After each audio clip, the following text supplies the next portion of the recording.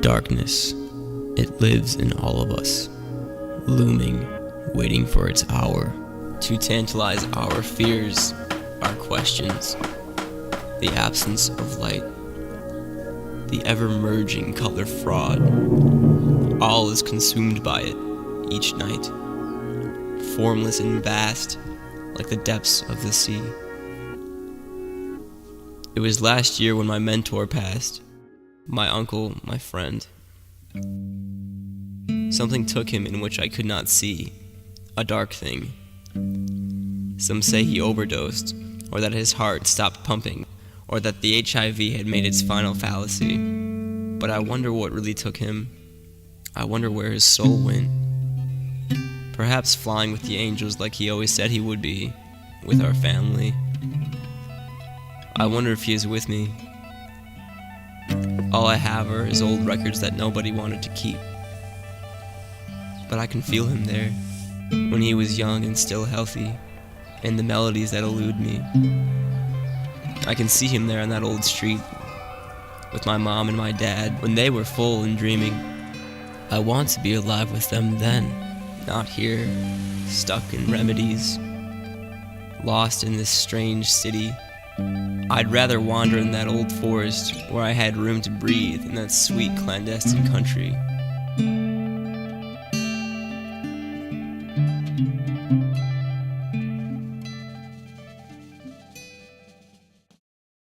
But then there are moments of color. You're suddenly on a brighter planet. You feel a part of something much bigger, more vast and interconnected. You feel like you're dreaming, and it feels endless. Wrong portal! Wrong one! Come this way! I find beauty in these things called in-between. I live in these cracks and see things that nobody else can quite like me. My home is in these unknown realms in which my transient friends have shared with me. I wish to capture it and tell the sick of these golden curiosities. My new apprenticeship began 4 months past, and I learned in school with egos the size of the Titanic. It seems even in an art institute, I am still destitute and lonely. Perhaps that is in my nature as a wandering dreamer. I admit, alone I move through my emotions at rapid pace, living through the highs and lows of existence at tenacious velocity. This makes things difficult as far as social normalcy dictates. I can hardly keep up with myself, let alone let someone else in. Perhaps this is why there are so many shapes to me, and so many tangents that I lead. I find myself trapped in the fleeting space in my head, where the fire dances to its own wind. Nothing is permanent, but why does my loneliness feel so shaped? I look at beautiful girls in bars, so tentatively, so quickly, so nervously, that our eyes so naturally misrelate. This is why I preserve past ties, like the dark closet that hides, always on your mind. A shadow abides. It seeps through your once beautiful cracks and devours your insides.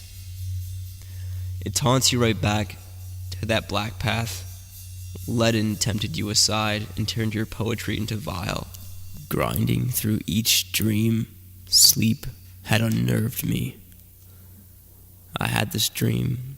She was in a rich ballroom, dressed in black. Her lips were maroon red. I wanted to say how beautiful she was, but instead I just left.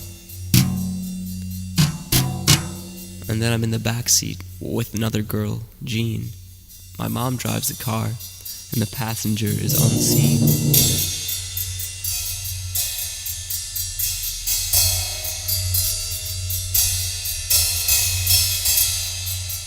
I began smoking and drinking, excessively regressing, fucking old lovers and undressing friends of friends because of my fear of death. I spent my savings on old music, drinks, and instruments, evading what I could not comprehend, masking so numbing and mistakenly smiling, thinking the worst was behind me, until I couldn't breathe.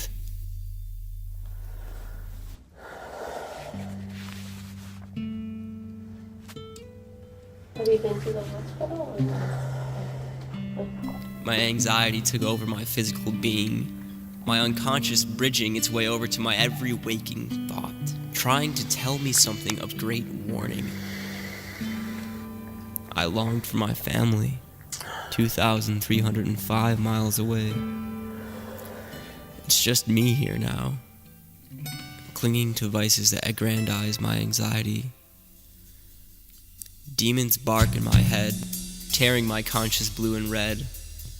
Passive aggression welcomes the dead, burning silently and lifelessly in lead. I explore alternative solutions like poetry, dancing, and drumming like my mentors suggest. I exhaust and alleviate, but those shadows don't rest. I can't even eat without panicking. I feel eyes on me like daggers flicked white in the black of night. I drive outside of my lucidity, as if this black liquid inside me snarls at my potency.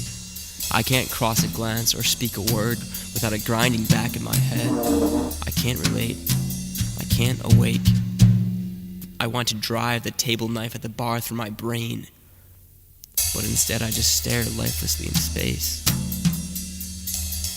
All is quiet in the room of the boy with a lost face, sitting alone with a Swiss Army knife to his jugular vein, and I think about my mother's face.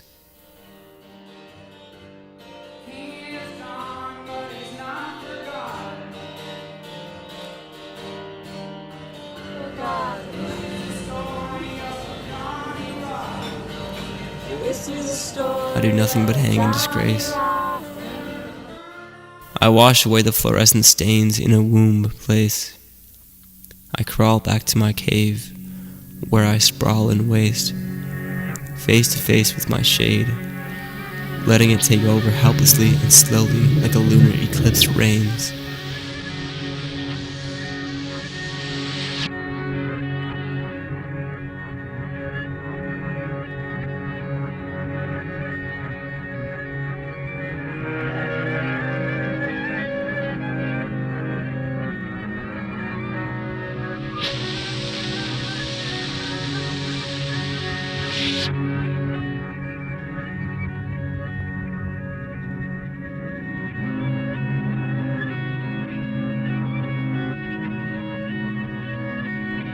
The next dawn never seems so late.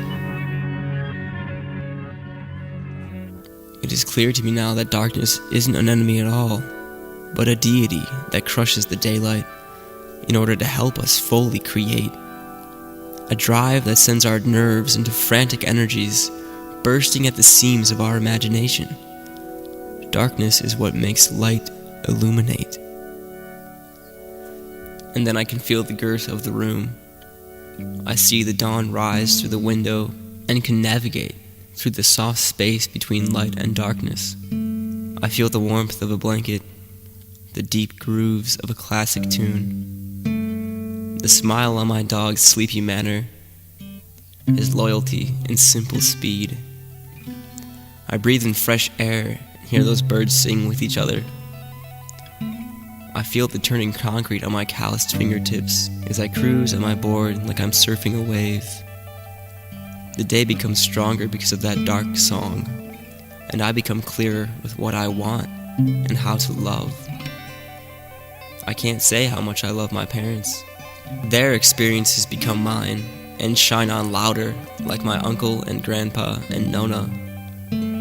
I feel the ghosts of my family in the energy fields that I roam in. I will always be a part of them, no matter how dark things get. And like the day is bright, we must wake up alike and rise to our divine drive, bathe in white matter and learn to be better together.